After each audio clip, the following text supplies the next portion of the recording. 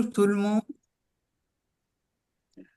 Euh, Révérende sœur Emmanuelle Haj, doyenne de la faculté de pédagogie à l'Université de Sainte-Famille Batroun, chère Madame Nadia Skandarani, Mesdames et Messieurs, chers collègues, chers étudiants, chers élèves. Au nom de l'ALEF, je vous souhaite la bienvenue. Aujourd'hui, nous vous proposons d'écouter notre présidente Sophie Nicolai de Saloum vous parler de la poésie, de la musique de son pays natal. Madame Saloum est titulaire d'un doctorat en littérature comparée obtenu à l'Université Saint-Joseph. Au cours de sa carrière professionnelle, elle a dispensé des cours de langue et de littérature française et francophone dans des établissements scolaires, à l'Université libanaise, à l'Université Saint-Esprit de Kaslik et à l'Université arabe de Beyrouth, où elle est actuellement co-directrice d'une thèse. Elle a animé des séminaires sur des auteurs français et francophones et donné des conférences à l'Université nationale d'Athènes en français et en grec, sa langue natale. Ses recherches portent sur la littérature française et francophone du XXe et XXIe siècle, la littérature grecque de l'Antiquité, la mythologie et les approches critiques suivantes: narratologie, mythocritique, analyse psychanalytique des textes, sociocritique. Elle est l'auteur de nombreux articles publiés dans des revues universitaires au Liban et à l'étranger. En tant que présidente de l'ALEF, elle a participé à l'organisation de nos activités culturelles, congrès, colloques nationaux et internationaux, formations, concours.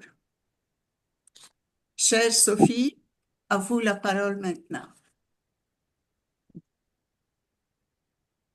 Merci beaucoup, Shaila, pour cette présentation. Avant de commencer, j'aimerais remercier les personnes qui sont là, qui me font le plaisir et l'honneur euh, d'écouter cette conférence. Bon, évidemment, Sœur Emmanuelle El Haj, encore merci de votre présence. Chers collègues du bureau central de l'ALEF, enseignantes, élèves, étudiantes, merci d'être là pour que nous partagions ensemble la poésie, la musique et même la danse que j'ai ajoutée de mon pays natal. Euh, je voudrais aussi remercier bien sûr les étudiantes qui vont lire les poèmes et encore une fois Sophie Saloum, l'autre, la plus jeune, qui a réalisé le PowerPoint et qui est là, n'est-ce pas, pour m'assister. Voilà. Alors, commençons donc. Dès l'Antiquité grecque, poésie et musique sont intimement liées. Depuis Homère, l'image fondatrice de la Ède, c'est-à-dire du poète, n'est pas celle d'un homme qui écrit, mais celle d'un homme qui chante. Ainsi, l'Iliade s'ouvre sur une invocation à la muse par ces mots: chante, déesse, la colère d'Achille. Dans la tragédie grecque antique également, le chœur psalmodiait des vers. Cette alliance entre poésie et musique dont nous parlerons aujourd'hui dans cette étude comparative entre l'œuvre de deux poètes grecs lauréats du prix Nobel de littérature, Georges Sephéris et Odysseas Elitis, et la mise en musique d'une partie de leur recueil par le compositeur grec Mikis Theodorakis. Et donc, c'est le sujet de cette conférence. Mais, comme la vie de ces trois hommes a subi l'influence d'événements historiques majeurs, il est nécessaire d'évoquer d'abord trois périodes de l'histoire de la Grèce du XXe siècle. Suivra ensuite leur itinéraire personnel et professionnel. Enfin, écho de cette histoire, du moins en partie, La poésie de Céphale et de Élitis exprime leur vision des événements, mais confie aussi leurs sentiments et leur rapport au monde dans des vers porteurs d'une puissante émotion que la musique de Theodorakis s'est efforcée de nous transmettre. Dans cet aperçu historique, je parlerai de trois périodes. La Première Guerre mondiale, la Seconde Guerre mondiale et le coup d'État du 21 avril 1967 qui instaure ce qu'on appelait la dictature des colonels. Durant la Première Guerre mondiale, sous l'impulsion du Premier ministre Venizelos, la Grèce se range aux côtés de la Triple Entente, composée de la France, du Royaume-Uni et de la Russie. Elle est suivie d'une guerre entre la Grèce et le mouvement national turc sous la direction de Kemal Atatürk, qui refuse le morcellement de son pays, conséquence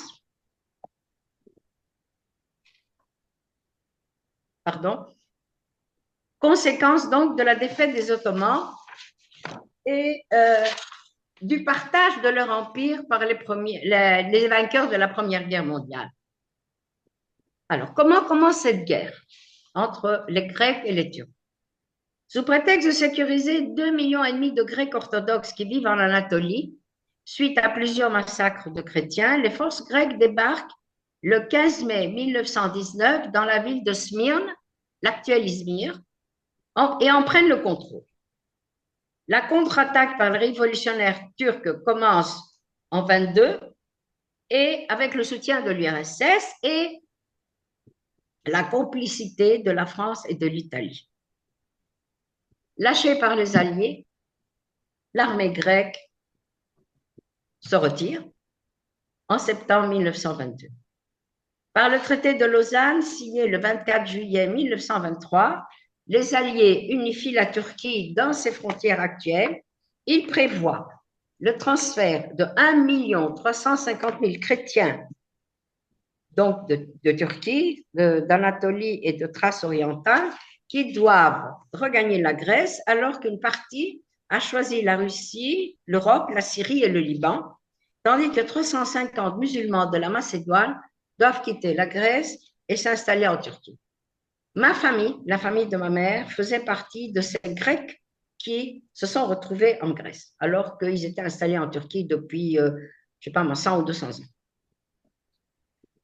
Bien, alors, pour la Deuxième Guerre mondiale, comment ça commence? Comment commence la guerre donc entre les Italiens et les Grecs? En 1936, le général Iulius Metaxas, anticommuniste virulent, prend le pouvoir et instaure la dictature. Mussolini voit d'un bon œil cet événement et le 28 octobre 1940, l'ambassadeur d'Italie à Athènes remet à Metaxas un ultimatum de Mussolini par lequel celui-ci le somme de laisser ses troupes entrer dans le pays. Selon le compte-rendu des journaux du lendemain, le Premier ministre lui répond « Oh, non ». Dans les faits, il y aurait plus simplement fait observer en français la langue de la diplomatie, alors c'est la guerre. Depuis, le 28 octobre est devenu une fête nationale en Grèce sous l'appellation de Ochi, le nom. La Grèce est aussitôt attaquée par les troupes italiennes, qui occupent déjà l'Albanie voisine. Mais comme les troupes italiennes n'arrivent pas à vaincre les Grecs, Hitler arrive au secours de son allié et la Grèce est envahie par les Italiens et les Allemands qui se partagent les zones occupées. Alors, si ça vous intéresse, je vous propose de voir le film Le violon du capitaine Corelli. Pardon, pas le violon, la mandoline du capitaine Corelli avec Nicolas Cage et Penelope Cruz. Alors, l'action se déroule dans l'île de Cefalani au moment de l'arrivée des troupes italiennes qui viennent avec leurs instruments de musique. Regardez la photo, hein. Capitaine Corelli avec sa mandoline. Et mon père, qui a combattu sur le front d'Albanie, nous racontait que la nuit, comme c'est une région montagneuse, on entendait les Italiens chanter des airs d'opéra en s'accompagnant de leurs instruments. Mhm. Ouais. Dans la Grèce continentale, la résistance s'organise dans les montagnes et dans les villes. Malheureusement, la résistance grecque n'est pas homogène, elle est composée de nombreux groupes qui sont plus soucieux d'appliquer leur programme politique et social que de s'unir pour combattre un ennemi commun. Mais ils sont liés par le désir de mettre fin à l'occupation allemande et italienne et de se débarrasser par la même occasion de la dictature de Métaxas. Après le départ des Allemands, donc juste au lendemain de la Deuxième Guerre mondiale, c'est-à-dire, en fait, ça a commencé en 1944, les mouvements de résistance communiste grecque refusent le rétablissement du régime royaliste que soutient la Grande-Bretagne. Et les communistes directement ravitaillés par la Yougoslavie via le bloc soviétique via la Bulgarie et l'Albanie déclenchent aussitôt une guerre civile, établissent un gouvernement révolutionnaire dans le nord-ouest de la Grèce. De leur côté, les troupes gouvernementales reçoivent une aide militaire et financière des Britanniques, puis des Américains qui redoutent de voir la Grèce devenir une république populaire. Les hostilités se poursuivent avec des morts des deux côtés, mais les communistes perdent graduellement l'appui de leurs alliés et ils sont contraints d'accepter un cessez-le-feu en octobre 1940. Nous arrivons maintenant au 20 avril 1967, pardon. Qu'est-ce que je raconte? Bon. L'armée grecque prend le pouvoir ce jour-là par un coup d'État, prétextant faire barrage à la menace communiste et la dictature des colonels durera 7 ans. Qu'arrive-t-il en Grèce? Après avoir suspendu 11 articles de la Constitution, les colonels se donnent la possibilité d'arrêter les citoyens sans mandat et de les interner. Les partis politiques, les organisations syndicales sont mis hors la loi. Les journaux de gauche cessent de circuler. Idem pour la culture, certains ouvrages sont interdits, dont ceux de Mikis Theodorakis. On ne voyait plus un seul disque, n'est-ce pas, de Mikis Theodorakis dans les librairies. Voilà. Tout opposant est pourchassé, déporté, et la torture est une pratique courante. Mikis Theodorakis a été arrêté plusieurs fois, il a été torturé, ça, nous en avons le témoignage.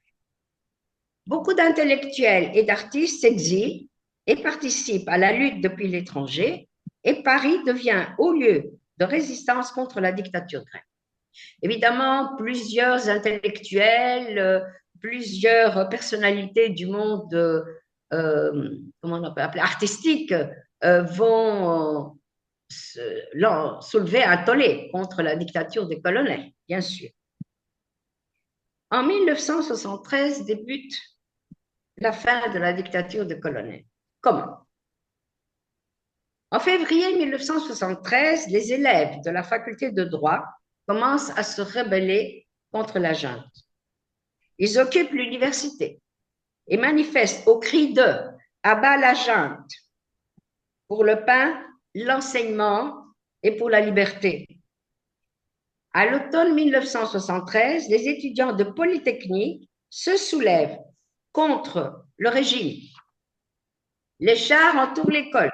L'un d'eux défonce la grille. Les victimes sont nombreuses. Durant 8 mois, la répression sera terrible. Assassinats politiques, emprisonnement, torture, jusqu'à la crise de Chypre, le 23 juillet 1974. Évidemment, le régime est balayé et la démocratie est instaurée. J'ai eu la chance d'être là. J'étais à Athènes ce jour-là et j'ai vu les gens courir dans les rues, chanter, crier de joie. Bon, c'était un spectacle quand même agréable. En 1975, à la suite d'un référendum, la Grèce devient une république. Voilà, donc les Grecs ne veulent plus du roi. Celui-ci, d'ailleurs, s'était déjà avait déjà quitté la Grèce après le coup d'État pour Rome avec sa famille et il est mort en exil. Voilà, voilà. Alors, nous passons maintenant à nos poètes. Nous parlerons d'abord de la vie et de l'œuvre de Georges Séphéris, né à Smyrne en 1900, mort à Athènes en 1961.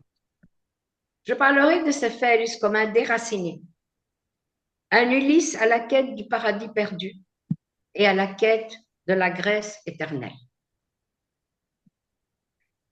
Il naît le 13 mars 1900 à Smyrne, dont j'ai parlé, ville faisant partie de ce que les Grecs appelaient l'Asie mineure, et encore aujourd'hui d'ailleurs, Imikra Asia, une terre turque, mais imprégnée de culture grecque depuis l'Antiquité.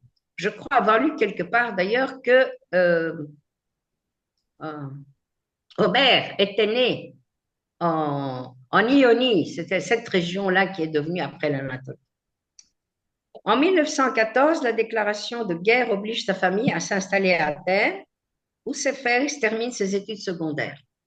En 1918, il se rend à Paris, suivre des études de droit pour faire plaisir à son père. Mais il s'intéresse surtout à la littérature. Dès lors, sa francophilie et sa profonde admiration pour les écrivains français ne vont plus cesser de s'approfondir. Les années vécues à Paris sont heureuses et fécondes. Il écrit dans son journal: « J'ai vécu 6 ans et demi à Paris, riches années auxquelles je me suis donné de toute mon âme, aimant chaque instant, chaque endroit, chaque pierre. » Ouais, ouais. C'est là qu'il apprend la déroute d'Asie mineure, la destruction de Smyrne incendiée par les Turcs et l'exode de la population grecque, obligée d'abandonner sa patrie. Séphéris s'est alors définitivement coupé de sa terre natale et toute sa vie, il souffrira du sentiment de l'exil. En 1974, dans un poème intitulé La Grive, il écrit: « Les maisons que j'avais, on me les a prises. Il se trouva que les années étaient néfastes. Guerre, ravage, exil. Parfois, le chasseur atteint les oiseaux de passage. Parfois, il ne les atteint pas. La chasse fut bonne en ce temps-là. Beaucoup furent touchés par les plombs. » À partir de 1924, Séphéris choisit la carrière diplomatique. Il occupe des postes en Grande-Bretagne de 1931 à 1934 et en Albanie de 1936 à 1938. En 1940, il suit le gouvernement grec en exil au Caire et il sert son pays en Afrique du Sud et en Italie. Il revient à Athènes en 1944. Il occupera par la suite plusieurs postes d'ambassadeur au Liban, entre autres, en Syrie et en Jordanie. En tant que diplomate, Séphéris est donc obligé de vivre loin de son pays. Et ses pérégrinations donnent naissance à 3 recueils de poèmes intitulés Journal de bord, mais la nostalgie le ronge. Où que me porte mon voyage, la Grèce me fait mal, écrit-il. En 1962, il prend sa retraite et se fixe à Athènes pour se consacrer exclusivement à son œuvre littéraire. En 1963, il reçoit le prix Nobel de littérature. À cette occasion, il présente son pays en ces termes: « J'appartiens à un petit pays, une pointe rocailleuse sur la Méditerranée, où il n'y a pas d'autre richesse que la lutte de son peuple, la mer et la lumière du soleil. Elle est petite, notre terre, mais son patrimoine est énorme. » Le coup d'État militaire de 1967, qu'il condamne, le voue au silence. Séphéris s'éteint le 20 septembre 1971, alors que la junte est toujours au pouvoir. Le jour de ses funérailles, Une foule de 30 000 personnes l'accompagne à sa dernière demeure en chantant un petit poème mis en musique par Theodorakis intitulé Le démenti pour montrer son refus de la dictature. Alors, Zeynep Teh de Al-Massa International College nous lira le poème. Nous vous écoutons, Zeynep. Oui, Allez-y. bonjour. Bonjour à tout le monde. Bonjour. Allez-y. Oui. Le démenti. Sur la plage secrète et blanche comme une colombe. À midi, nous avons eu soif, mais l'eau était amère. Sur le sable blanc, nous avons écrit son nom. Un doux zéphyr s'est élevé et les lettres se sont effacées. Avec quel cœur, quel souffle, quel désir et quelle passion avons-nous vécu? Quelle méprise! Et nous avons changé notre vie. Merci Zeynep pour cette belle lecture. Vous allez maintenant voir Merci beaucoup. le poème mis en musique par Theodorakis. Vous allez l'entendre plutôt et voir des paysages grecs. Vas-y. Ah, d'accord.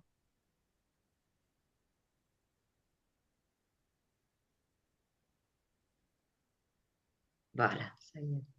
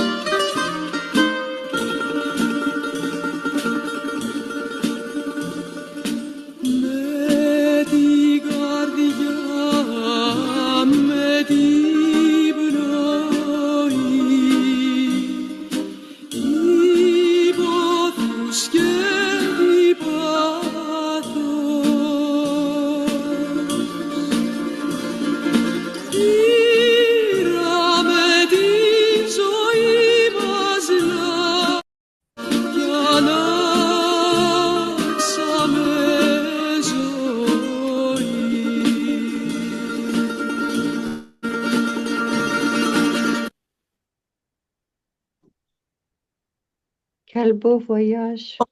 Oui, comme ça. Alors, Entre je la je musique, voudrais attirer votre le paysage, attention. Oui, Nadia. très joli. Cette harmonie entre la musique, les paroles et le paysage. Très Paysage, oui, oui, oui. joli. Je voudrais attirer votre attention sur un instrument que vous entendez très fort. C'est le bouzouki. Oui, Le oui, bouzouki, c'est un instrument typiquement grec que Theodorakis a tenu à insérer dans toutes ses compositions. oui, Même quand il met en musique les poèmes de Pablo Neruda, même quand il met en musique des poèmes plus sérieux, en fait, hein. Enfin sérieux, ce qu'on appelle la musique symphonique, lui, il introduit toujours le bouzouki.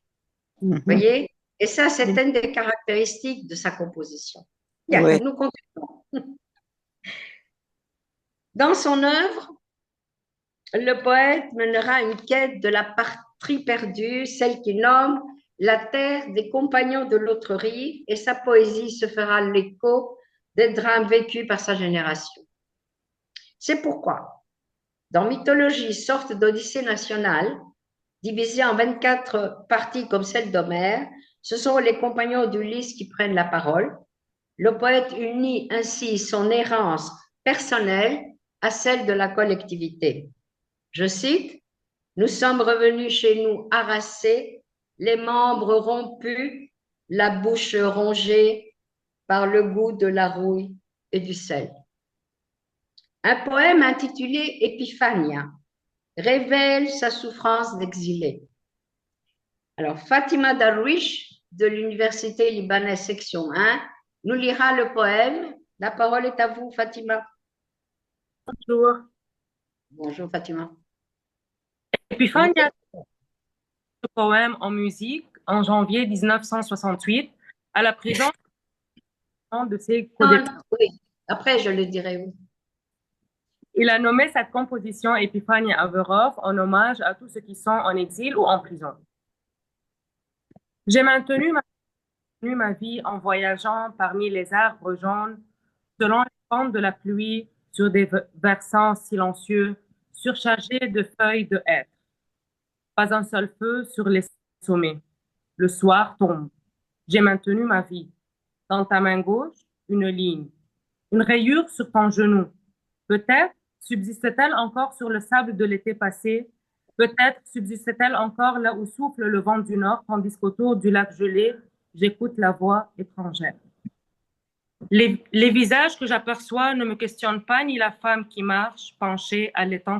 Je gravis les montagnes, vallées enténébrées. La plaine enneigée jusqu'à l'horizon. La plaine enneigée. Ne questionne pas le temps prisonnier dans les chapelles silencieuses, ni les mains qui se tendent pour réclamer, ni les chemins.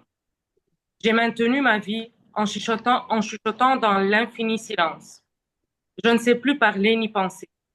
Murmure comme le souffle du ciré, cette nuit, comme la voix humaine de la mer, la nuit, sur les galets, comme le souvenir de ta voix disant bonheur.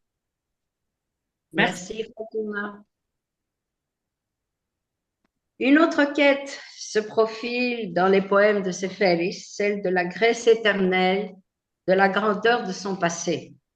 Les poètes des Grecs d'hier et d'aujourd'hui sont conscients des liens qui les unissent à un pays, une langue et une culture millénaire. Cette continuité entre le passé et le présent s'inscrit aussi au cœur de la langue. Je lis. La tradition grecque s'est transmise à nous sans interruption. La langue grecque n'a jamais cessé d'être parlée. Elle a subi les altérations que subit toute chose vivante, mais elle n'est marquée d'aucune faille. C'est ce qu'il a dit donc au cours de son discours lors de la réception du prix Nobel. Ainsi, Séphéris et les écrivains de sa génération renouvellent la poésie en intégrant l'héritage de la Grèce ancestrale dans la Grèce moderne. Le poète puise ses images dans la vie quotidienne, mais il les transfigure par un lyrisme dépouillé. L'écriture poétique magnifie les hauts lieux d'une mythologie toujours vivante, imprégnée au fin fond des hommes d'aujourd'hui. Preuve en est le poème intitulé Olympie. Katia Darwish, de l'Université libanaise section 1, va nous lire le poème. Bonjour à toutes et à tous. Bonjour. Je suis née à Olympie. J'ai fait mes premiers pas sur la poussière millénaire sous l'ombre grandiose des ruines sacrées. J'ai joué dans le stade antique sur la terre foulée par les dieux et les héros. J'ai entendu les pierres raconter au vent les mythes et les légendes. Sous la lumière pâle et reposante du soleil couchant, ou dans l'éclat du soleil de l'été, mes yeux innocents considéraient comme naturelle la beauté indicible des statues et des monuments. Naturelle comme le mouvement de la mer et l'odeur des pins. L'Hermès de Practicelle, la victoire de Païonios, le temple d'Héra, l'autel de Zeus. Et dans mes rêves, j'ai vu la victoire me couronner d'un rameau d'olivier sauvage. Je suis née à Olympie. Un jour ici est né l'esprit olympique. La flamme sacrée s'est allumée et l'humanité s'est couverte de lumière. Et la voie qui mène à l'humanisation de l'homme s'est ouverte. Merci beaucoup. Merci Fatima pour cette belle lecture. C'est Katia. Katia, pardon, Fatima, c'est l'autre. Enfin, vous avez été excellentes toutes les deux. Merci. Merci. En conclusion, je cite les propos de Seferis au cours d'un entretien. L'écrivain, le poète sont engagés dans ce qu'on peut appeler l'humanité. Le rôle et la validité d'un écrivain et de l'homme qui est cet écrivain se touchent, se rejoignent. Aujourd'hui, on parle de poésie engagée. Nous payons aussi bien de notre corps que de notre pensée. Les deux sont inséparables, de même que le corps et l'âme ne sont pas deux choses différentes. Passons maintenant à Odysseas et Lydie. Je parlerai donc d'Odysseas comme un Crétois amoureux de la Grèce, un combattant sur le front d'Albanie. Je parlerai de sa rencontre avec les surréalistes et l'influence qu'il a subie. Et enfin, je parlerai de son œuvre majeure intitulée Action Esti. Élytis naît en Crète à Héraclion, le 2 novembre 1911, un an avant le rattachement de l'île à la Grèce. 3 ans après la naissance d'Odysseas, son père installe la famille à Athènes et durant son enfance, les vacances sont consacrées à la visite des îles grecques et plus tard le thème des îles. Le dialogue terre-mer fondera la Grèce intime du poète peinte dans ses vers. Athènes, Odysseas suivra le cursus scolaire et fera ensuite des études de droit. À cette époque, il découvre Paul Éluard et il est captivé par l'écriture surréaliste dans laquelle il voit l'expression de la liberté et de la différence.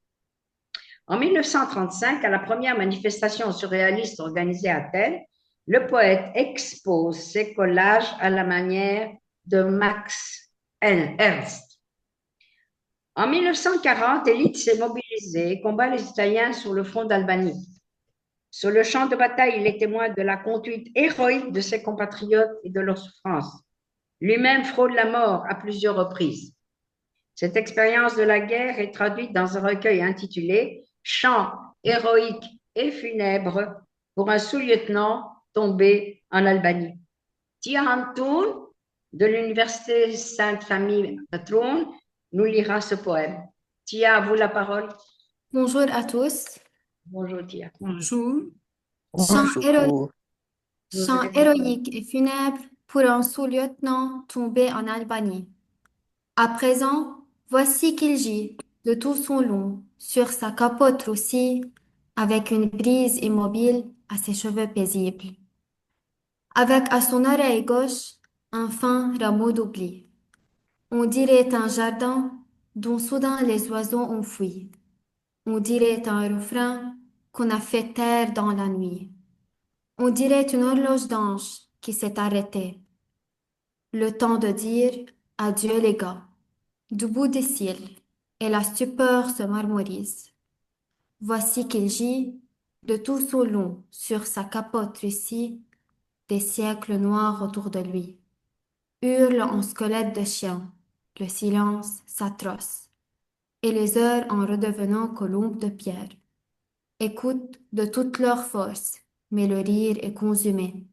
Mais la terre a fait sourde oreille. Mais nul n'a entendu le tout dernier cri. Tout l'univers s'est vidé par le dernier cri. Au pied des grands cèdres, sans autre cierge, il gît sur sa capote roussie, le casque vacant, le sang fangeux. Merci, merci pour cette belle lecture, Tia.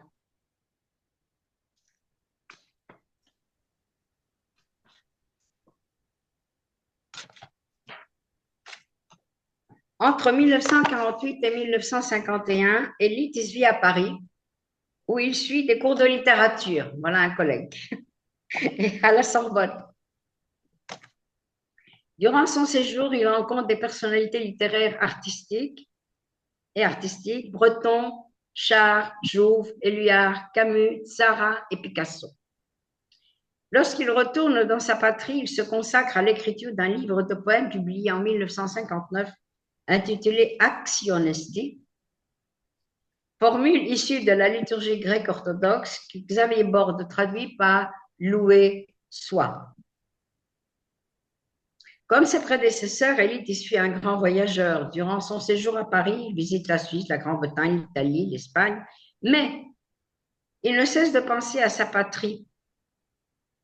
Un mot, affirme Xavier Borde, qui a traduit actionesti, un mot qui a conservé pour un grec une connotation affective plus intense que pour les Français. Plus tard, il se rend aux États-Unis à l'invitation du département d'État, puis en Union soviétique et en Bulgarie. Il reçoit le prix Nobel de littérature en 1979. Dans son discours, il exprime sa vision de la poésie. Je ne parle pas de la capacité commune et naturelle de percevoir les objets en tous leurs détails, mais du pouvoir de la métaphore de n'en retenir que leur essence et de les porter à un tel état de pureté que leur signification métaphysique apparaît comme une révélation. C'est une intervention sur le réel, à la fois pénétrante et métamorphosante, qui a été de tout temps, il me semble, la haute vocation de la poésie. Ne pas se limiter à ce qui est, mais s'étendre à ce qui peut être. Élitis s'éteint à Athènes en 1996. Son œuvre est multiforme.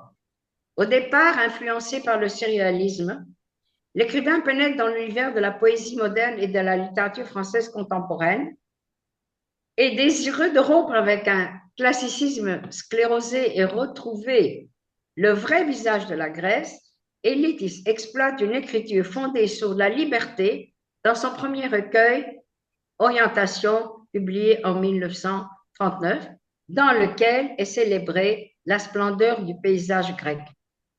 Cet hymne à la jeunesse, à la beauté, l'innocence lui assure un succès immédiat. Dans le recueil, donc, Orientation, un poème intitulé De la mer Égée évoque les souffrances du peuple grec durant l'occupation allemande. Tracy Alchami, vous lirez, s'il vous plaît. De l'université, oui, pardon. Sainte Famille Batron, vous lirez, s'il vous plaît, ce poème. Bonjour à tous et à toutes. Bonjour. De la mer Égée. L'amour, l'archipel et la proue de ses écumes et les mouettes de ses rêves. Au plus haut mât, le marin fait flotter au vent un chant, l'amour, son chant, et les horizons de sa navigation et l'écho de sa nostalgie. Sur son rocher le plus détrempé, la fiancée attend un navire, l'amour, son navire, et le phoque de son espérance. À son plus léger ondulement, une île berce l'arrivée. bruissement du baiser sur le sable qu'il caresse, l'amour. Sa liberté azurée, la mouette, la porte à l'horizon. Des vagues vont et viennent, réponse de l'écume à l'ouïe des coquillages. Qui a enlevé la toute blonde allée par le soleil? La brise marine de son souffle diaphane fait pencher la voile du rêve au loin. L'amour murmure sa promesse, bruissement. Bien, Et les merci. cieux orientés. Bravo, c'est bien. Vraiment, ça fait plaisir de vous entendre. Bien, d'autres recueils suivent bien sûr Orientation, mais son chef-d'œuvre reste donc Action Estive. Il connaîtra un succès considérable et vaudra à son auteur le Grand Prix national de poésie en 1960. Dans ce recueil, selon Jacques Lacarrière, dans ce recueil qui, selon Jacques Lacarrière, est à la fois psaume, hymne, prose et oratorio, flamboient les images et les figures incandescentes de la tradition byzantine. La langue grecque dans laquelle il est écrit est bien issue d'un patrimoine millénaire. Dans un de ses hymnes, le poète dit: pour langue, on m'a donné la langue grecque, humble masure sur les plages d'Homère. Mais lui, par le pouvoir de son écriture, par le pouvoir des mots, il a façonné avec ces mots venus du fond des âges une écriture résolument moderne et en grande partie surréaliste. On a toujours dit que la poésie de Elitis était difficile d'accès. On l'a comparé souvent à la poésie de Mallarmé. C'est vrai, parfois il y a des poèmes qui sont vraiment très difficiles d'accès. Mais ceux que j'ai choisis, je crois, sont quand même accessibles. Donc, le recueil Action Esti opère une fusion mystique entre le poète et son pays, fusion à la fois historique et transhistorique. Au niveau individuel, le poète renoue avec sa propre identité et au niveau collectif, l'œuvre relie un peuple à son essence. Mise en musique en 1964 par Mikis Theodorakis, qui associe la voix du chanteur de rebetiko, chant populaire grec, Georges Bithikotsis, le poème Une hirondelle deviendra paradoxalement, et je vous demanderai après pourquoi, donc il deviendra paradoxalement le symbole de la contestation sous la dictature des colonels. Alors Zeina, vous nous lirez le poème avant que nous voyions la vidéo. Oui. Allez-y. Une hirondelle pour le poète Odysseas Elitis. L'hirondelle et le printemps coûteux. Pour que le soleil revienne, il faut labeur nombreux. Il faut 3000 aux roues se tenant. Il faut que les vivants donnent aussi leur sang. Mon Dieu, maître d'œuvre, dans les monts, tu m'as emmuré. Mon Dieu, maître d'œuvre, dans la mer, tu m'as enfermé. Le corps de mai par des mages a été pris. Dans un tombeau de léger, ils l'ont enfermé. Les ténèbres et tout l'abysse, il a embaumé. Mon Dieu, maître d'œuvre, toi aussi dans les lilas. Mon Dieu, maître d'œuvre, tu as embaumé la résurrection. Merci. Je fais la remarque, en fait, les lilas, c'est les fleurs de Pâques. Alors, il y a deux doubles traductions, ou bien on dit lilas, ou bien on dit les fleurs de la Passion. Oui. Merci beaucoup. Bien, merci beaucoup, Zena. C'était très bien. Maintenant, on va entendre la chanson par Georges Bithikotsis. Au théâtre, à plein air du Lycabette, c'est la colline qui surplombe Athènes. Cette chanson date de 1977. Je crois que c'était la première fois. 1977, c'est-à-dire 3 ans après la chute de la dictature. Et l'orchestre est dirigé par Theodorakis lui-même.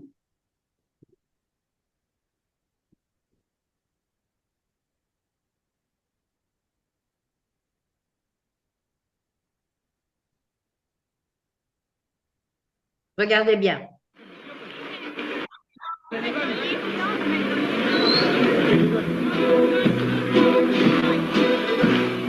Έλα το χέρι δόνει κι η άνοιξη ακριβή για να εμείς ο ήλιος θέλει δουλειά πολύ.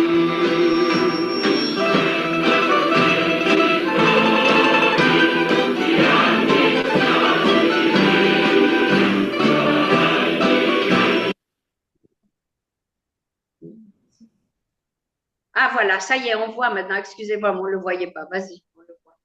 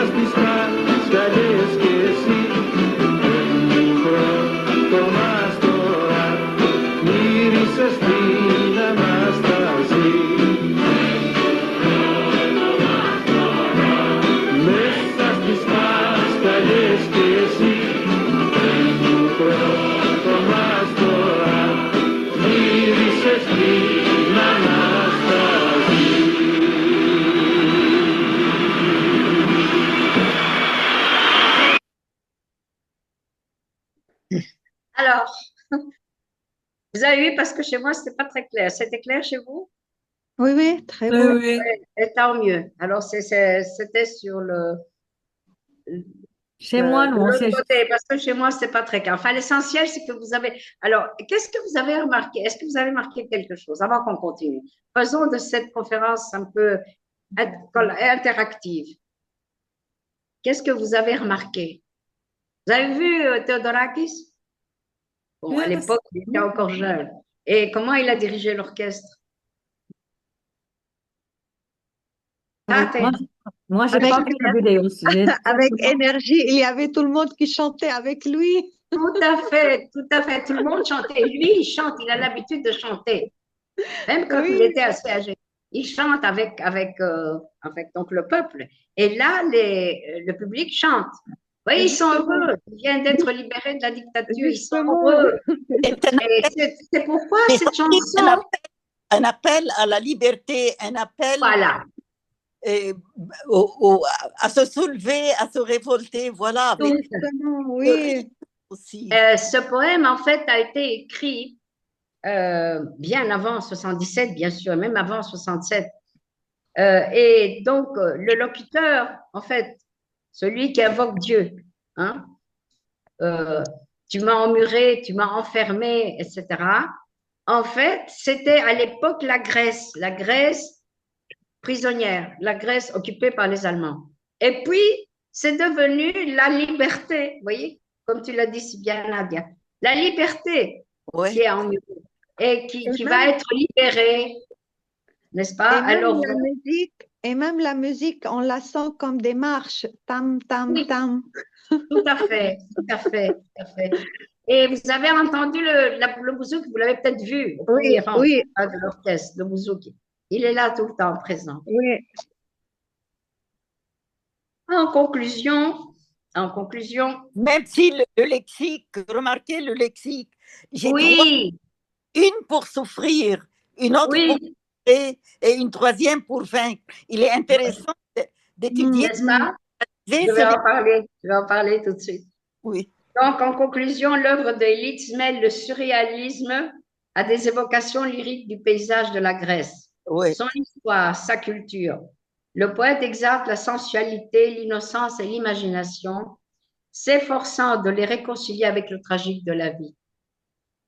Il est convaincu que l'humanité lutte contre la souffrance inhérente à la condition humaine parce qu'en elle gît le désir de créer un monde meilleur. Nous passons à Mikis Theodorakis. Oui, Mikis Theodorakis a beaucoup souffert. Je vous l'ai dit, il a été emprisonné plusieurs fois, il a été torturé, exilé, n'est-ce pas? Il a désiré bien sûr la liberté, la libération de l'indépendance de sa patrie, et il a vaincu par la musique. Voilà. C'est comme ça que j'ai compris. Alors, il est né dans l'île de Chios. C'est une île qui est donc très proche des côtes de la Turquie actuelle. Le 29 juillet 1925, il est l'auteur d'une œuvre gigantesque. On peut pas la nommer ici, trop. Et il est poète, je l'ignorais complètement. J'ignorais qu'il était poète, je l'ai appris en lisant sa biographie. Et il est aussi célèbre pour son implication active dans les luttes politiques et sociales de la Grèce au cours de la seconde moitié du XXe siècle.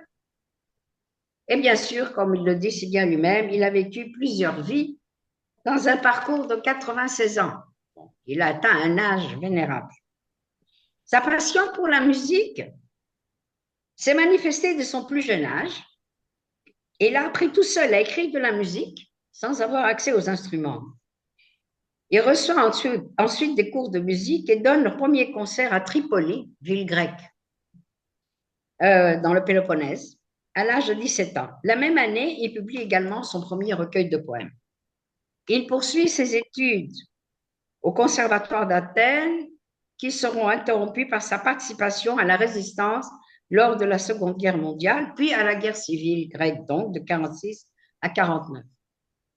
Pendant la résistance, il est initié à l'idéologie marxiste-léniniste. Et donc, musique et politique deviennent les deux éléments complémentaires qui déterminent sa vie. Lors de l'occupation de la Grèce pendant la Seconde Guerre mondiale, il milite dans la résistance et à 2 reprises, il est arrêté et il subit la torture. Pendant la guerre civile, il connaît à nouveau des arrestations et des tortures et il sera exilé d'abord à l'île d'Icari et ensuite dans une autre île qui s'appelle Macronissos, une île aride, presque déserte. En 1901, après la guerre, il se rend à France grâce à une bourse qu'il obtient et il devient un compositeur classique apprécié. En 1960, il retourne en Grèce. Durant cette période, il compose également des musiques pour des films grecs et internationaux, dont Phèdra, réalisé par Jules Dassin, le père de Joe Dassin. Et il coécrit les paroles du chant Mon étoile, que vous allez voir tout à l'heure, mais moi je vais lire en grec, si ça vous ne gêne pas. Je vais vous lire en grec ce poème, parce que là vous avez la traduction, donc vous pouvez suivre. Ah bon, Sophie? Αστέρι μου, φεγγάρι μου, Της άνοιξης κλονάρι μου, κοντά σου θα έρθω πάλι. Κοντά σου θα έρθω μια αυγή, για να σου πάρω ένα φιλί, για να με πάρεις πάλι. Αγάπη μου, η νύχτα θα μας πάρει. Τ' άστρα και ο ουρανός, το κρύο το φεγγάρι. Θα σ' αγαπώ, θα ζω μες στο τραγούδι. Θα μ' αγαπάς, θα ζεις με τα πουλιά. Θα σ' αγαπώ, θα γίνουμε τραγούδι, θα μ' αγαπάς, θα γίνουμε πουλιά. Alors maintenant, vous allez entendre la chanson. Bravo. Non, mais vous avez le poème en français. Vous allez entendre la chanson chantée donc par Arula Alexiou au théâtre romain Hérode Atticus, qui est encore utilisé aujourd'hui. Donc, à Athènes même, se trouve à Athènes au pied de l'acropole.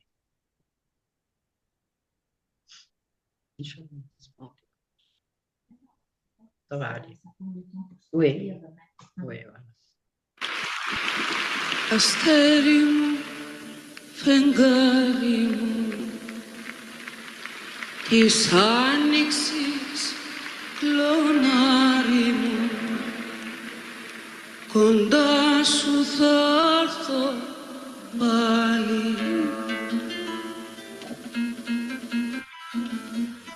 Κοντά σου θα έρθω μια αυγή, για να σου πάρω ένα φιλί και να με πάρεις πάλι.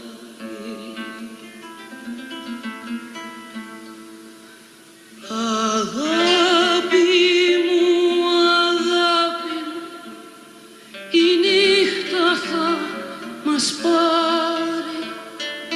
Τα άστρα κι ο ουρανός, το κρύο, το φεγγάρι. Τα άστρα κι ο ουρανός, το κρύο, το φεγγάρι. Θα σ' αγαπώ, θα ζω με το τραγούδι, θα μ' αγαπάς, θα ζεις με τα πουλιά. Θα σ' αγαπώ, θα γίνουμε τραγούδι, θα μ' αγαπάς, θα γίνουμε πουλιά.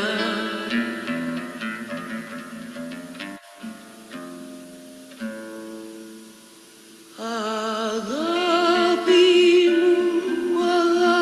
μου, η νύχτα θα μας πάρει. Τα άστρα κι ο ουρανός, το κρύο, το φεγγάρι. Voilà. Si la musique raconte une histoire. C'est vrai, hein, vraiment. Excusez-moi, je voudrais saluer ma collègue d'Athènes, de l'Université d'Athènes, Johanna Papaspirido. Bienvenue, Johanna. Je viens de voir qu'elle était là, qu'elle nous a. Bonsoir, bonsoir. rejoint. Merci de m'avoir invitée. Bonsoir. Je suis contente que tu sois là, Johanna. Moi aussi, moi aussi. Je suis heureuse de vous rejoindre. Vous voyez, Zoom, hein, c'est l'avantage de Zoom. Eh oui. Alors, je précise que dans la vidéo, vous avez vu en arrière-fond ou au premier plan des images du film, du film Phaedra. Et l'actrice principale, c'est Melina Mercouri, qui a été très longtemps la compagne de Jules Dassin. Elle a été la première à chanter ce poème. Vous voyez? Et dans le film, évidemment. Mais je trouve que cette interprétation est superbe et surtout dans le cadre où elle est présentée, vraiment. Bien. Comme si elle chante la souffrance, c'est bien ça? Tout à fait, oui. Voilà, Oui. je ne comprends pas la langue, mais la musique déjà dit beaucoup de choses. Et la voix. C'est tout à fait, c'est ça. Elle est expressive, la musique. Oui. Alors, Theodora, pendant qu'il est donc à Paris, compose également la musique du film Les Amants de Teruel, réalisé par Raymond Rouleau, et il travaille avec Edith Piaf, vous le voyez ici, qui va chanter le poème. Sophie, je n'entends pas. Pardon? Ah oui, mais Sophie, je n'ai pas. Je n'entends pas. Ah, tu ne m'entends pas? C'est drôle. Personne ne m'entend? Si, si. Ah. Si, on vous entend. C'est très Si, bien. on entend. Ok. On vous entend. Donc, Edith Piaf chante le thème principal donc, des Amants de Teruel. Alors, j'en arrive à l'essentiel, si vous voulez. En 1964, il compose. Sophie, je n'entends pas.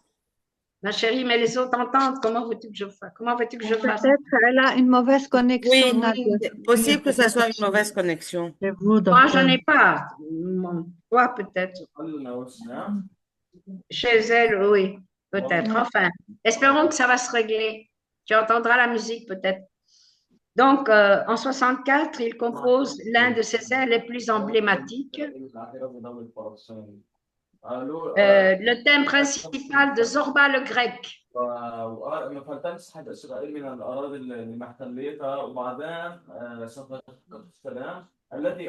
S'il vous plaît, vous pouvez couper le micro parce qu'on va mettre la musique.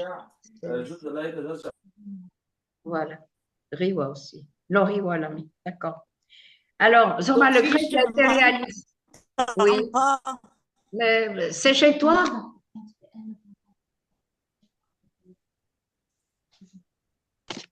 Attends. Excusez-moi, il y en a des scandales.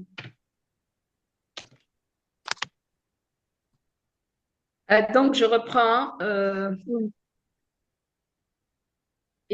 Donc, la musique, c'est le film Zorba le Grec a été réalisé par Kakoyannis et il est considéré comme la quintessence de la musique de la danse grecque, généralement appelée la danse de Zorba ou la danse sirtaki, qui le rend célèbre auprès du grand public. Et ici, le premier à avoir dansé cette danse, n'est-ce pas, c'est dans le film, à la fin du film, c'est Anthony Quinn, dans le film donc, de 1962. Mais là, vous allez voir une autre version avec une troupe grecque au même théâtre, c'est-à-dire au théâtre d'Hérode Atticus Athènes.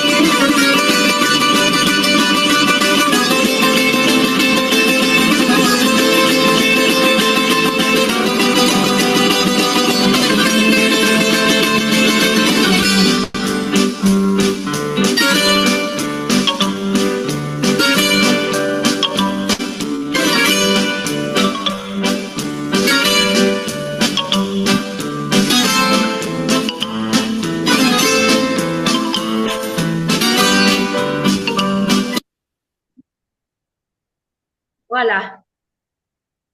Voilà, Elham, tu es contente, la danse de Zorba. Je l'ai choisie exprès pour toi, Elham. Voilà. Zorba, Anthony Ah, il a P. eu un succès fou, hein. Moi, je me souviens, à l'époque, j'étais en Belgique. Et alors, toute la jeunesse, à l'époque, n'est-ce pas, toute la jeunesse dansait le sirtaki. Les étudiants grecs, plus encore que les autres, évidemment. C'est tout à fait normal. Voilà. Alors, pendant la dictature, je continue donc. Donc, docteur Sophie, donc, concernant cette danse, oui, excusez-moi, concernant cette très belle danse qui, je crois, est le symbole de la culture grecque, est-ce qu'il y a des sens derrière cette danse-là? Donc, l'union, par exemple, les mains qui s'entrelacent, le rythme qui commence lentement et puis il progresse. Donc, je crois que certainement, il y a un sens derrière tous ces détails-là. Donc, je ne sais pas, mais à première vue, j'ai vu peut-être la joie de vivre, la cohésion, l'unité, parce que c'est un groupe de personnes qui dansent ensemble. Et puis, donc, cette accélération et ce ralentissement, peut-être que ça symbolise cette vie qui a des hauts et des bas. Donc, je ne sais pas, ce sont mes premières impressions, je ne sais pas. Tout à fait, Lama. Écoutez, en fait, je vais en parler brièvement. En fait, c'est vrai, cette danse, elle est symbolique dans le film, en fait. Voilà, parce que dans le film, vous avez deux personnages principaux. Vous avez d'un côté le patron, et donc il l'appelle toujours boss en anglais, hein, patron en français. Et de l'autre côté, vous avez le narrateur qui est un intellectuel et qui se retrouve possesseur, propriétaire d'une mine de lignite en Crète. Ça se passe en Crète. Et donc, il engage Zorba, le mineur, et Zorba va se rendre compte que son maître est tout le temps plongé dans les livres. Il dit, mais pas boss, patron, tu ne connais rien de la vie, toi. Tu es tout le temps plongé dans tes bouquins. Bouge un peu, mange plus, danse. Bon, alors, il danse pour lui montrer qu'en fait, que quand il est heureux, il danse. Zorba, donc, heureux, il danse. Et puis, quand il est malheureux, il danse aussi. Voilà. Et à la fin du film, le narrateur lui dit, alors que leur entreprise a fait faillite, évidemment, le narrateur lui dit, Zorba, apprends-moi à danser. Donc, comme vous l'avez dit exactement, cette danse exprime la vie, la joie de vivre, entrer en contact avec la nature dans tous les sens, affronter la vie. Oui, voilà, tout à fait. C'est tout à fait ça. Oui, tout à fait. C'est vrai, vous avez bien fait, de soulever ce point parce que c'est l'idée fondamentale en fait du roman. Mais dans le roman, malheureusement, le narrateur ne sort. Enfin, il a goûté évidemment à la vie et à la liberté, mais il va se replonger dans ses livres après la mort de Zorba. Pendant la dictature donc, des colonels, un nouveau cycle de persécution et d'exil va commencer pour le compositeur. Il sera arrêté et emprisonné. Sa musique est interdite. Et suite à une grève de la faim, il a été libéré de sa prison et assigné à résidence surveillée. Il est de nouveau incarcéré à Athènes en 1969 à la fameuse prison Averroes. La prison Averroes s'appelle l'équivalent de Rumi au Liban. Et c'est là qu'à la demande de ses codétenus, il compose la musique du poème Épiphania que vous avez entendu. Et il l'a intitulé Épiphania Averroes. Quand il a donné son premier concert à Athènes en 1975, et j'y étais, il venait de rentrer donc de Paris où il était exilé, et il a commencé le concert, et c'était pour le concert des poèmes, j'en parlerai, de Pablo Neruda, n'est-ce pas, qu'il a mis en musique. Il a commencé par Épiphania. Vous voyez? Et donc, c'est écrit, ça a été composé pour ceux qui sont en prison ou en exil. donc, en 1970, il est libéré, mais il s'exile en France, à Paris, et c'est là qu'il donnera de nombreux concerts et des conférences contre les colonels. Vous avez vu une photo avec Melina Mercouri, donc l'actrice qui était aussi communiste et qui a été, mais elle n'a pas fait de la prison. Elle est partie à temps. Alors, il retourne en Grèce, bien sûr, après la chute des colonels et la restauration de la démocratie en 1974, et il s'implique de nouveau dans la politique de son pays. Il est député, il est ministre aussi. Donc, vous voyez, dès le début, des deux pôles de sa vie, en fait, c'est la politique en faveur de la liberté de son pays, de son indépendance, et la poésie, la musique. Alors, il s'éteint à Athènes le 2 septembre 2021 et il est enterré en Crète. Il a demandé à être enterré en Crète alors qu'il est né à Chios, n'est-ce pas? Mais, bref. Alors, en conclusion, Theodorakis est un homme engagé de gauche, penseur, poète et compositeur, ministre et député au Parlement grec, mais surtout activiste pour la paix et pour la démocratie. Son œuvre, son action et sa pensée marquent de façon significative plusieurs combats sociaux et politiques de toute la seconde partie du XXe siècle, ainsi que sur le plan artistique, la nécessité de fonder une musique contemporaine grecque à la fois savante et populaire. Et vous l'avez vu, n'est-ce pas, avec Actionistique. Alors, pour terminer, je vous remercie tous de votre présence et je remercie aussi les lectrices de poèmes, n'est-ce pas, Zeynab, je crois, je me suis trompée, Zeynab, excusez-moi. Oui, c'est Zeynab. C'est à nous de vous remercier, et vraiment, Sophie. C'est vrai, parce que vous avez ouvert une fenêtre sur une zone qu'on ne connaît pas, mais j'ai trouvé un fond humain. Par exemple, il y a beaucoup de ressemblances entre ces poètes grecs et, par exemple, ce qui se passe en Palestine. Le déracinement, par exemple, lorsque tu as parlé de génocide, que les Grecs ont été évacués de leur terrain, etc.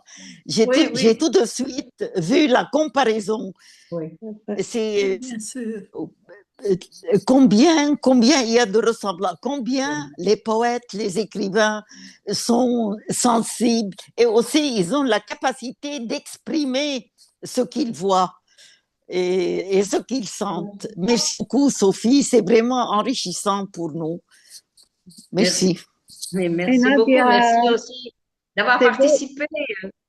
Oui, Fatou. C'est aussi de voir comment les guerres se ressemblent, même si la période change, ça revient toujours au même enlissement et tout ça.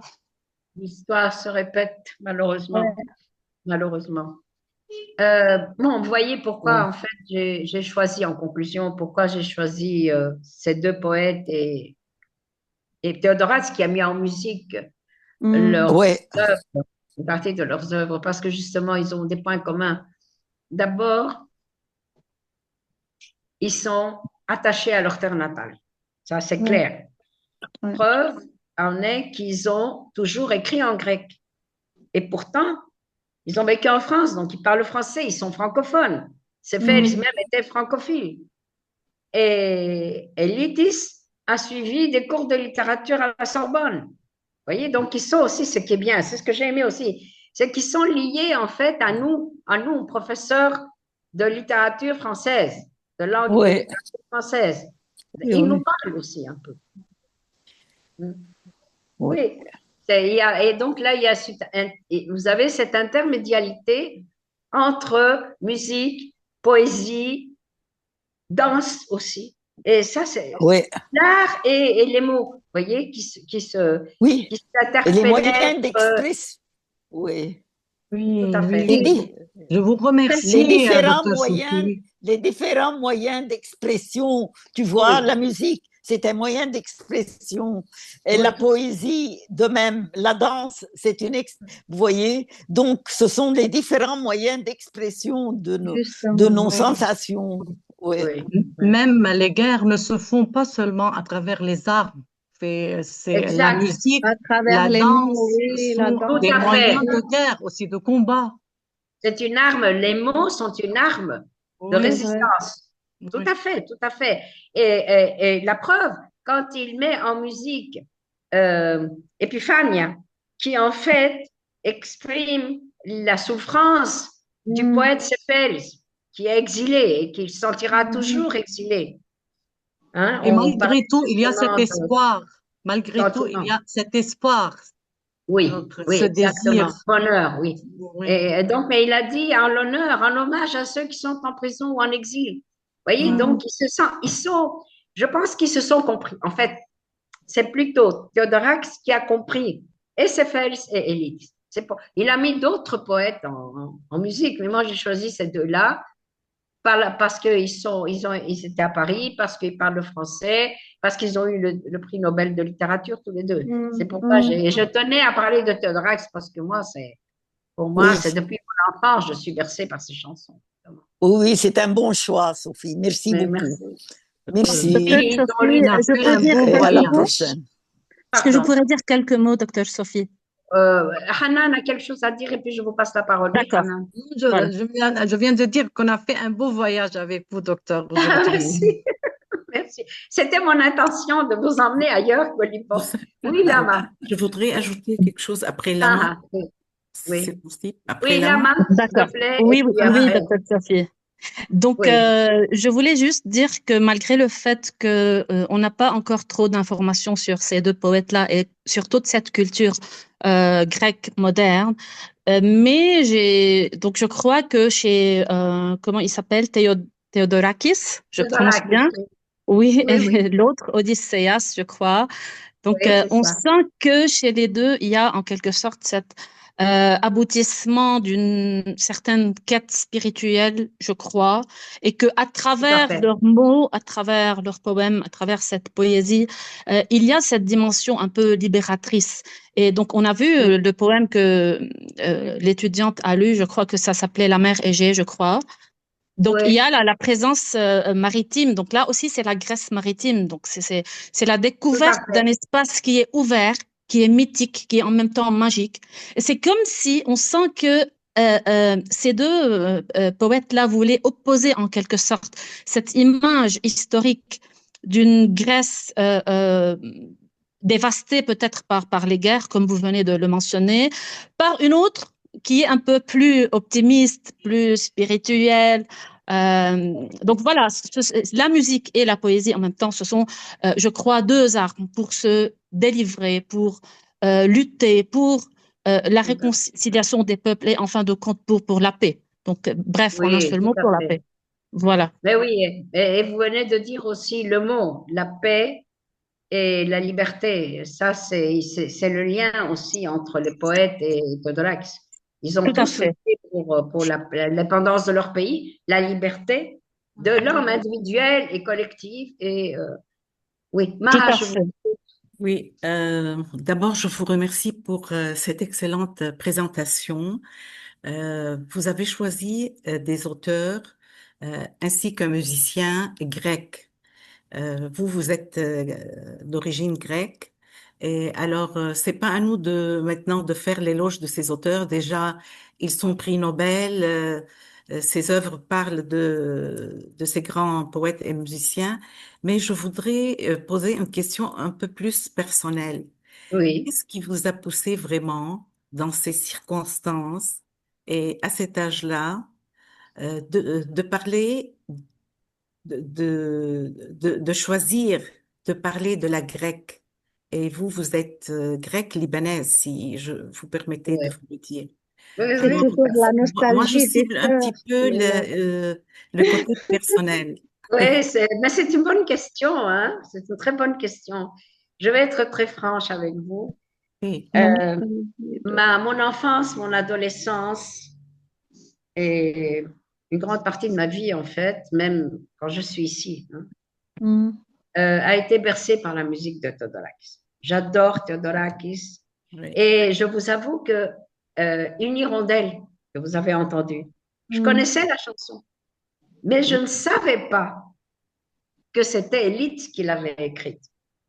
Je l'ai découvert quand l'ambassade grecque m'a demandé de donner une conférence au collège, chez les jésuites, comment ça s'appelle? Les jésuites en Grèce. En Grèce. Ah, en Grèce, qu'est-ce que je raconte à Beyrouth? Bref, sur justement Seferis et Elitis. Enfin, on en avait discuté avec lui. Et là, j'ai découvert Elitis. Je le connaissais un peu, bien sûr, mais là, j'ai découvert, j'ai fait des recherches. Et bon, comme je travaille beaucoup, vous savez, moi, je travaille beaucoup. Il y a un thème qui m'est cher et dont je parle au cours de mes différentes conférences. J'en ai parlé en Grèce dernièrement, d'ailleurs.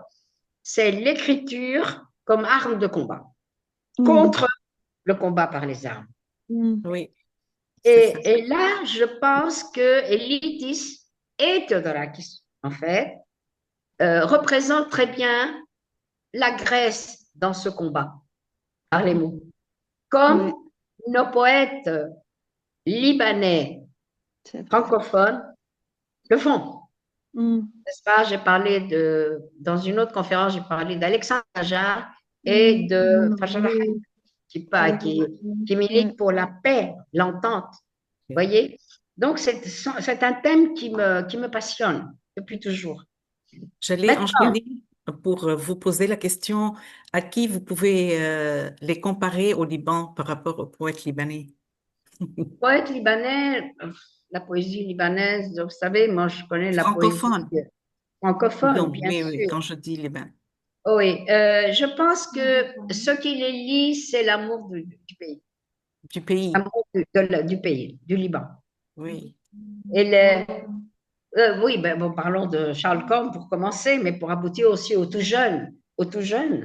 Oui. Et puis, il y a aussi, je pense, une part personnelle dans la poésie d'aujourd'hui, des jeunes, surtout parce que j'ai lu plusieurs poèmes quand j'ai écrit un article sur justement la poésie libanaise contemporaine, après 1924. Excusez-moi, j'ai un rhume. Et donc, il y a l'amour du pays, le Liban est toujours présent, ça nous le savons. La nature libanaise est toujours présente, que ce soit au début du siècle qu'aujourd'hui. Il y a aussi, durant la guerre, combien de poètes ont écrit durant la guerre, la fameuse guerre, la guerre qu'on appelle la guerre civile.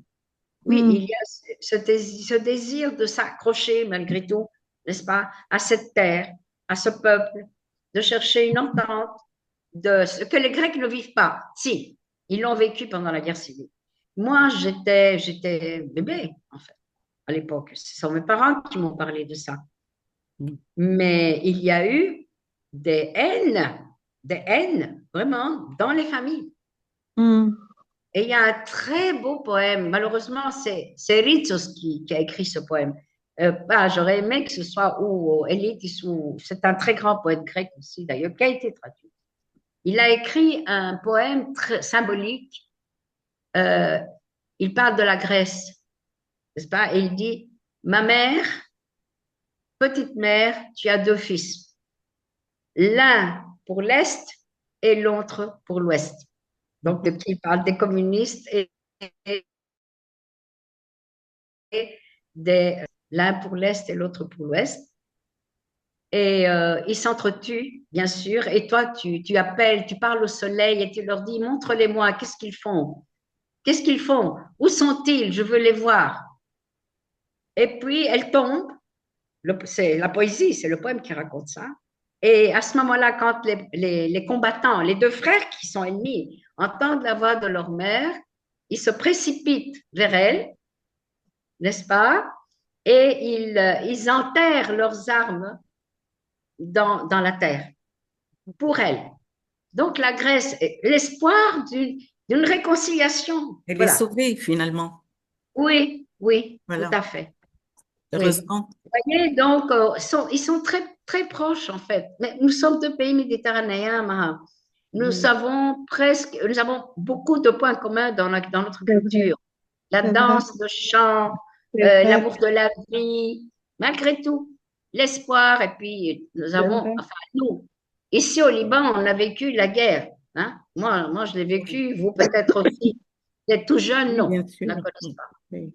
Mais ils en entendent parler par leurs parents ou leurs grands-parents. Bien Et sûr. la Grèce a souffert de la guerre civile, et surtout de la guerre, de l'occupation allemande. Et là, je vais vous donner un exemple parce que il y a un poème de Élytis que j'ai enlevé parce qu'il était trop triste. Hein, ça s'appelle Contre la guerre. Les gens, alors en Grèce, à Athènes, on a souffert de la faim. Les gens mouraient, tombaient morts sur les trottoirs de faim. Et des camions passaient pour les ramasser. Oh là là. Wow. Ça, ma mère me l'a dit, elle l'a vu. Vous voyez, hein? Oui. Et Élytis, dans ce poème, il dit « Le blé de la terre a été emporté par les camions. » Ah, oui, oui, Vous oui. voyez? C'est les Oui, humains. c'est vraiment... c'est ça, les souffrances du peuple. L'épiphanie, c'est la souffrance. Bien sûr, pas la souffrance. Mais il dit d'ailleurs, ce père, il se dit, nous souffrons dans notre corps et Et dans notre notre âme, il a dit oui. Et Théodorax a souffert dans son corps puisqu'il a subi la torture à plusieurs reprises. Oui. Et malgré tout ça, et malgré tout, l'espoir est là. Et nous sommes là, nous aussi au Liban, et nous nous battons et nous espérons toujours dans un avenir meilleur. Et c'est ce qu'a dit Élytis. L'homme combat pour un avenir meilleur, n'est-ce pas? D'ailleurs, s'il n'y a pas d'espoir, il n'y a pas de vie. Il n'y a pas de vie, c'est ça. On s'attache à quoi après? Tout à fait, tout à fait.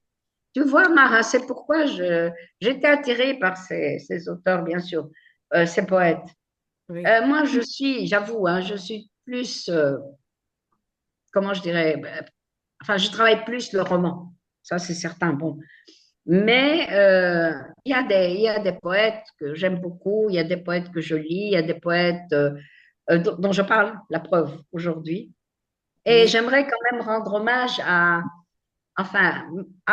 comment dire, exprimer ma reconnaissance au département de français de l'université libanaise de Fanar, parce que c'est eux qui, les premiers, m'ont demandé de donner cette conférence sur le thème de l'intermédialité. Et ça devait être un colloque, n'est-ce pas? Mais bon, à cause de la guerre, il n'a pas. Et ils m'ont demandé parce qu'ils avaient été très intéressés par mon abstract, enfin le sujet que j'avais proposé. Et alors ils m'ont demandé de donner cette conférence. Et bon, elle a été là. Non, ça va. Ne parlons plus de tristes choses. Et voilà. Ça aurait été vraiment magnifique en tant que colloque de comparer un petit peu les guerres de la Grèce avec la guerre du Liban, avec la guerre de Palestine, avec ces guerres du monde, enfin à travers les auteurs français, francophones aussi. Oui. Tu sais, Sophie, moi, ce que j'ai apprécié dans ton travail, et je te félicite, c'est que tu nous as fait une présentation très active et très belle.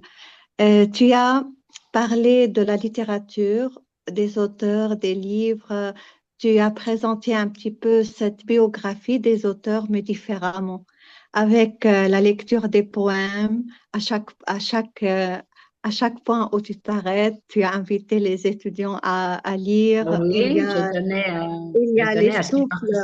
Voilà, il y a les souffles de ceux qui suivent un peu la conférence. C'est très beau, très actif. Merci, mais j'ai eu beaucoup de plaisir. Beaucoup de plaisir.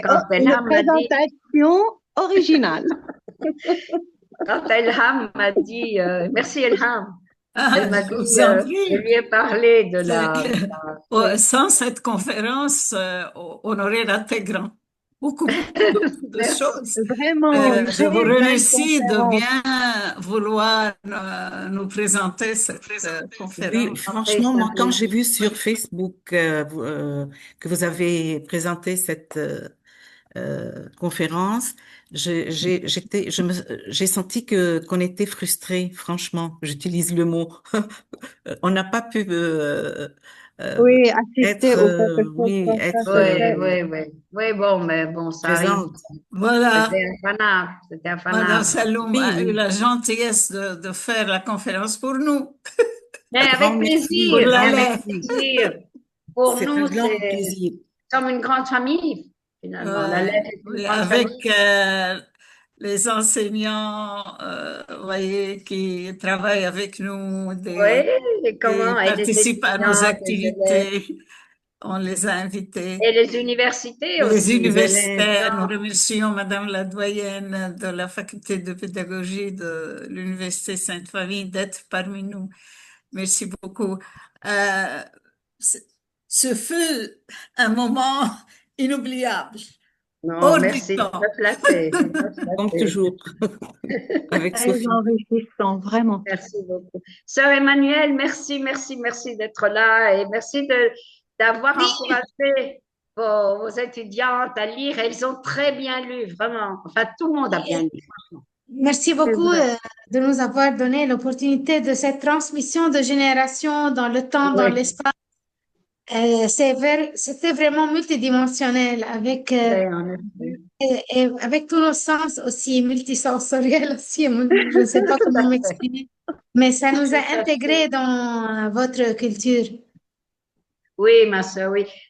Écoutez, de toute façon, j'ai envie pour l'avenir, hein, pour l'année prochaine. Peut-être je continuerai dans cette voie et nous parlerons je vous parlerai d'autres auteurs. Il y a Yanis Ritsos dont j'aimerais beaucoup parler. C'est un très grand poète,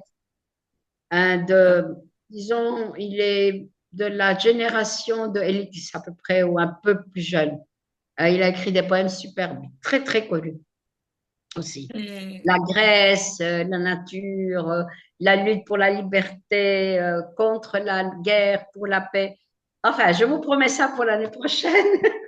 Vous restez dans la poésie, vous n'allez pas parler de romans. J'ai beaucoup aimé Kazanzaki. Oui, ma chère, oui. Écoutez, j'ai donné une autre conférence en grec, celle-là, à l'Université populaire d'Athènes, en janvier. Et le titre, c'était un titre que vous intéresserait. La passion de la liberté chez Kazantzakis et Alexandre Major. Alors, on pourrait peut-être la proposer pour l'année prochaine, on ne sait jamais. Mais il n'y aura pas de musique. Il y aura peut-être Il n'y aura pas de musique. On Il y aura pourra pas de musique. engager un musicien libanais pour vous aider. Oui. Peut-être. Il y Sophie, a un Yannis dernier Ritsos. mot. Oui, oui. Franchement, vous m'avez donné l'envie de renouer avec la littérature et la critique littéraire, parce que moi, ces dernières années, je me suis orientée beaucoup plus vers la Vers la didactique du Didactique, oui. français et Oui, tout ça, l'éducation, le numérique. c'est vrai. Et franchement, ce que vous avez présenté m'a beaucoup émue à ce niveau-là. Merci, mon Dieu. Je vais C'est avoir le les larmes aux yeux. charme de la Franchement, je suis très littérature. émue. Merci, merci. Et Johanna, vraiment, merci hein, de vous être connectée. Johanna Paspiriou, c'est une collègue de l'Université nationale d'Athènes qui a organisé un colloque en mai dernier sur Colette, n'est-ce pas, Johanna? Oui, oui, Et, oui. Colette. malheureusement, j'étais invitée à participer, j'avais préparé une intervention. Malheureusement, mon frère a eu un accident, donc j'étais obligée de rester auprès de lui. Mais j'ai quand même envoyé mon texte et il sera publié. Vous allez bien, Johanna? C'est Oui, la oui, première fois oui. qu'on se voit. On a Vous savez, communiqué par c'est mail. vendredi, donc il y a beaucoup de touristes à Athènes et j'ai eu du mal pour entrer de la faculté. Vous savez où elle se Ah. trouve? Oui, Et oh, je il est loin, en copierai. effet. Donc, C'est loin, oui, en voilà, effet. je m'excuse, mais c'était une... Non! Et je suis spécialiste surtout de poésie et pas de roman. Et donc, je me réjouis Ah! Eh bien, d'avoir écouté tout cela. C'était très enrichissant, très enrichissant. Et puis, vous savez, en Grèce, je suppose que vous l'avez très bien montré, et merci beaucoup. poésie et musique sont très liées. Donc, Oui, toujours. on chante toujours et Oui. dans les écoles, on apprend aux élèves ces chansons. Et pourtant, c'est un poète qui a eu le prix Nobel, hein. Oui, Et tous les oui, deux. oui, oui, oui. Grâce à Bificotis, surtout, Yana. On a Oui, tout appris à beaucoup fait, tout à de choses fait. grâce à Bificotis et à Theodorax, évidemment. Eh ben Merci, alors, c'était j'ai très une idée, émouvant. Johanna. Pardon? Si vous êtes d'accord, pour l'année prochaine, on pourrait travailler ensemble une conférence sur Yanis Ritsos. J'aime beaucoup Bien Yanis sûr. Ritsos. Oui, oui. Et pensez aussi à Gatsos. Gatsos est un grand poète Oui, qui a parfait, été parfait. mis en musique par Hatzidakis notamment. Ah, Très Kazidakis, voilà un populaire. autre poète populaire, très connu aussi. Oui, oui, c'est parfait. Merci beaucoup. Je Je peux pense que nous raconter une pouvons petite anecdote parce que vous Oui, avez oui, parlé allez-y. de la prière. C'est une petite anecdote, c'est un fait réel. Vous avez dit très justement que Théodorakis a été en prison et donc il a été déporté.